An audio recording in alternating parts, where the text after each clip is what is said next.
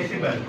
According to UN, the normal tolerance level of sound is 45 decibel. When it is around 45, it is listen. And yes, harm to the ear. Study in Japan found that primary producing pollute sound, airport pollute sound, truck driving pollute sound, urban area pollute sound, industrial area pollute sound. এটা তাড়াতাড়ি দেখবেন। আর আরেকটা দিক,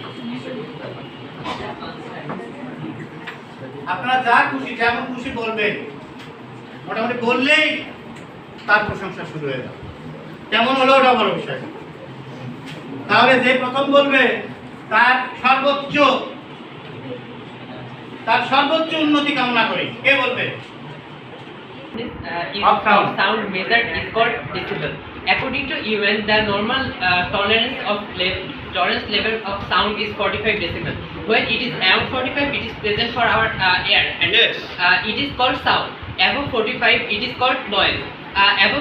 When it is above 70, it can be caused